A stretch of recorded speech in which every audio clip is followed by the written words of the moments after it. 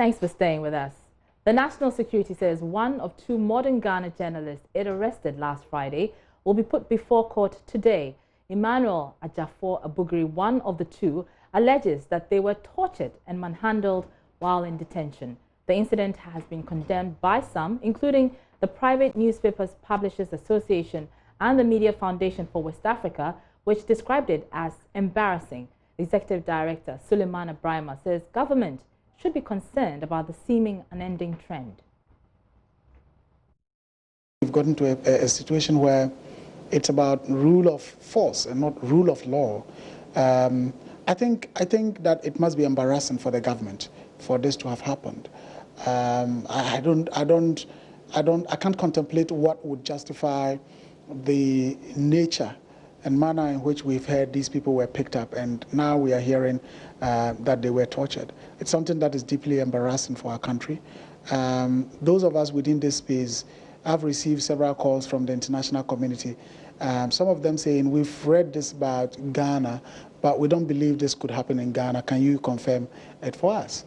You know, and so I think government must immediately take steps to ensure that, yes, if these people have committed any offense or any crime, they are handled in accordance with the law and not on the basis of who has power and who can teach anybody a lesson on the basis of deploying national security to do what we are told happened.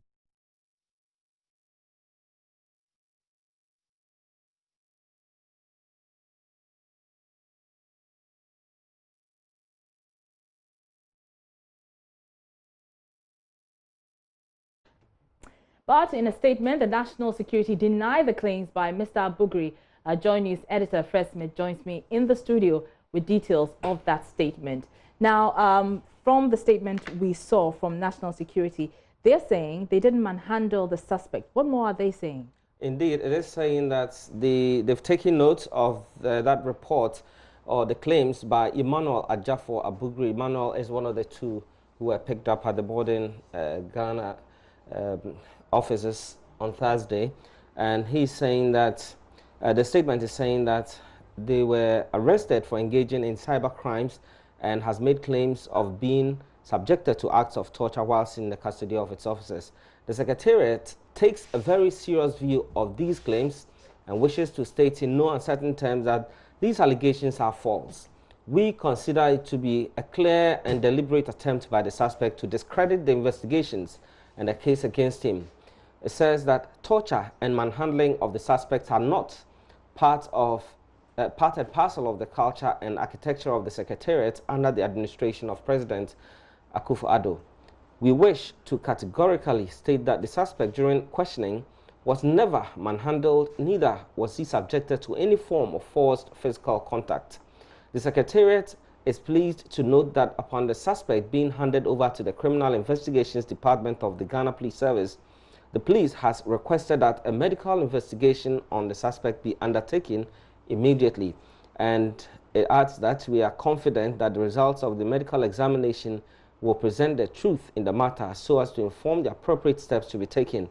In the meantime, the suspect will be arraigned on Tuesday, 2nd July 2019. It's supposed to be today. That's today, right? And the charges preferred against him will be made known in court.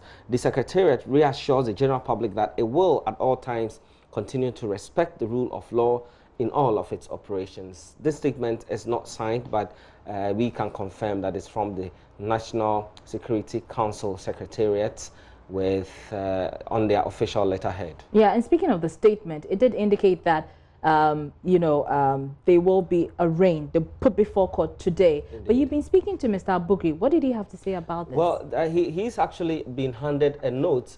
He was called to the CID yesterday. He was handed a note. He was asked to report back to the police at 2 p.m. today, and there was no indication that he was supposed to go to court today. Okay, we'll be touching base with our court correspondent on that. But Fred, let's stay a while on this longer, because the Media Foundation, which condemned this incident, they've released a press statement chronicling various attacks on the media in the last 17 years. Tell us, what are some of the cases there?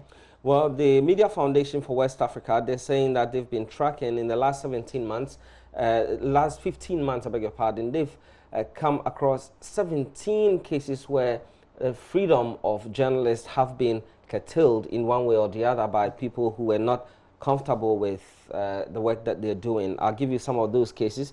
February 27, 2017, Kotoko Express reporter was attacked. A photojournalist of the Asante Kotoko Express newspaper, Gideon Butche, was subjected to physical abuse by a fan and a steward of Ash Gold Football Club in Obuasi during a match between Ash Gold and Asante Kotoko. March 5, 2017, photojournalist attacked, expelled from stadium. Has to do with officials of Accra Great Olympics who allegedly attacked the photojournalist Adadivo, Senior Dujom Adadivo, at the Accra Sports Stadium during an Accra Great Olympics Wafa football match. And in March 2017, soldiers attacked a freelance journalist, and soldiers attacked a freelance journalist, Kendrick Ofe, during Ghana's 60th independence celebration at the Independence Square. June 27, 2017, a journalist physically attacked and equipment seized. A journalist, Isaac Insia Foster, with Utek FM in Kumasi, was attacked by workers at a construction site where he had gone to investigate complaints by local residents about the siting of a project meant for a fuel station. A number of these cases have been chronicled here, and July 2, 2017, TV3 crew attacked. A 3-member crew from TV, Paul Soa, Richmond, Tano, and Peter Asari were assaulted by some suspected land guards while investigating encroachment on a piece of land. So the list is quite tall. Of course, it includes our own colleague Latif Idris, who was brutalized at the police headquarters as well. So, I mean, beyond the condemnation of such attacks, what other concerns is the foundation raising? Anything specific? Well, they add, aside listing the cases they've come across, they're saying that the impunity for crimes against journalists has literally become the order of the day, and despite the several reported incidents of violations against journalists, punishment of perpetrators has been very rare, if any at all. This culture of impunity for crimes against journalists only emboldens perpetrators and encourages others to abuse journalists at the least opportunity. Many reported crimes go uninvestigated or end with a mere pronouncement by the police to the effect that investigations have commenced.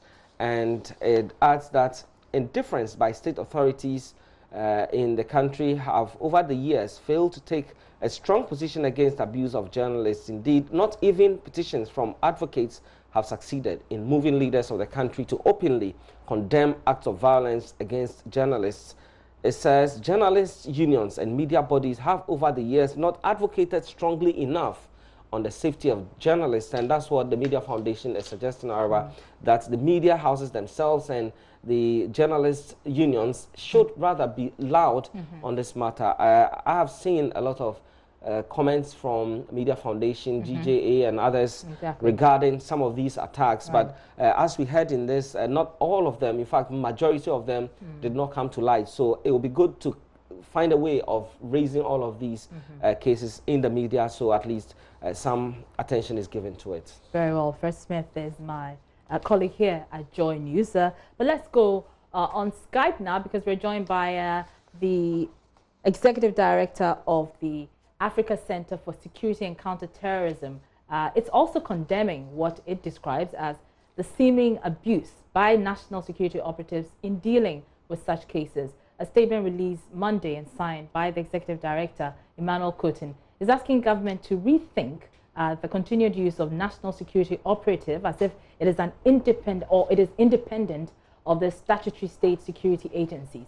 Mr. Cotin joins me on Skype with more on their concerns regarding this development. Many thanks for your time, sir. Exactly what are your fears regarding the use of national security operatives?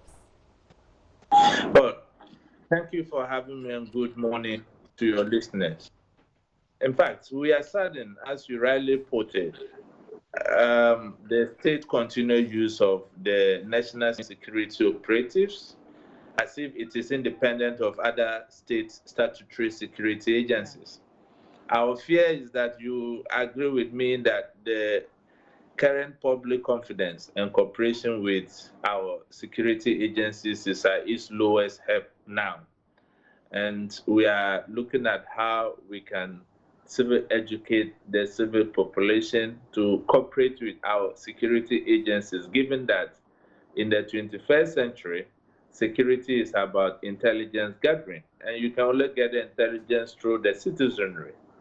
That is why we are worried, and it's quite troubling that the Honorable Minister for National Security, Honorable Kandafa, having seen his contribution to our fledgling democracy, especially in the fourth Republican Constitution, given that he was an MP, Minister of Interior, Minister of Defense, the chairman of the Public Account Committee, and now the Minister of National Security, will sit down and watch some of these things unfold under his watch. So we are of the view that it's two things. We look at the ultimate responsibility reference international law, whether he takes the responsibility and call his boys and girls to order, or the president or the government speak to the matter. Otherwise, it is leaving a gap, and it seems to be patronizing as if government is condoning what the national security operatives are doing. And their acts were very deplorable. It has no place in modern democracy, and especially a democracy such as ours. We also believe that the actions of national security is denting the image of the president as the champion of human rights, and rightly so. No one can doubt his credibility when it comes to fighting for the ordinary person on the streets. We also believe that it is about time we civic educate the citizenry to know their rights as citizens. And if you look at the security implications of what is unfolding under our eyes, it is not a good thing at all. All right, we'll come to the security implications, but are you suggesting that these operatives are not useful within the security apparatus, and so we must do away with them? In every country, national security plays a very critical role. And if you look at the Constitution of Ghana, their coordination role is very critical to the other agencies. But it looks as if oftentimes they are taking the laws into their own hands as if they are an island on itself. If you look at the by-elections at Ayawaso and the short commission report, which is that is still before the president to issue a white paper report, and these things happening, it doesn't bring a good image internationally to the country, because our fear is that Ghana risks being enlisted into states that internal security is unpredictable, and you know that this kind of things brings a lot of consequences as far as investment confidence in the country is concerned. Right. But there are other troubling things. You see, the press release the national security brought out. Yeah. It has no reference. It has not been signed by anyone. It shows the level of contempt national security is treating the citizenry. And it is about time they treat citizens with the accord it deserves. Because if you look at what is happening now, power is transient. Today, you are in power. Tomorrow, you'll be out of power, and then you'll be an ordinary citizen like any of us. So when you have power, you build bridges. You empower people. Right. That is why the power is so whole is not their power, but the people's power. Now you made reference to some far-reaching effects arising from this incident that happened last week, saying unregulated policing skills and methods to be widespread in the civilian population as people will begin to police their own security. How are people going to police their own security in instances like that? Is that not far-fetched? If people begin to lose trust in the very agencies we use taxpayers' money to empower, train, to make sure we are protected under the law, are the same units that are abusing us, what do? You take the law into your own hands and seek your own protection. That is why this is so worrying. How about this concern that you raised, that rogue elements committed to organized crimes, especially kidnapping, armed robbery, arms smuggling, people smuggling, cyber fraud, and terror activities to easily evade the general public by acting in reference to national security operative. Explain that to us. You see, national security oftentimes, when they are backing on security, flout the laws. For instance, for the national security to go for an arrest, if it's of a particular agency, right, you need to have a warrant. But you don't just go in and say, I'm from national security, and you bundle people away. And if you look, you listen to the narrative of the journalists, it was quite harrowing. So that is where we are coming from, because it means that criminals could just use or hide under the guise of national security, kidnap people or rob people under the guise of national security. Look at what is before us. It is alleged that it's as a result of a publication that these journalists were arrested. National security comes out to say that it was as a result of they having evidence they were engaged in cybercrime. Is it the duty of national security to investigate cybercrime, or is the police? Because the police have a cybercrime unit. And given that national security under the law cannot prosecute anybody, why would it lie under ISMAP to go after journalists in the name of cybersecurity? Is it also a coincidence that the same media outlet published an alleged laborious publication against the Minister of National Security? So that is why we are calling on the National Security Minister to come out. If indeed, as he's saying, that he was not aware of the operation, he heard it on the media landscape like most of us heard it, he should make sure those boys are dealt with, because it looks as if there are rogue elements within the national security that take the law into their own hands just to impress their pay masters. All right.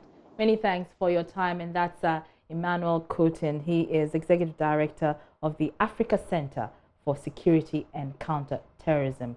And they have raised issues with the use of government operating national security operatives as if they are independent of the statutory state security agencies.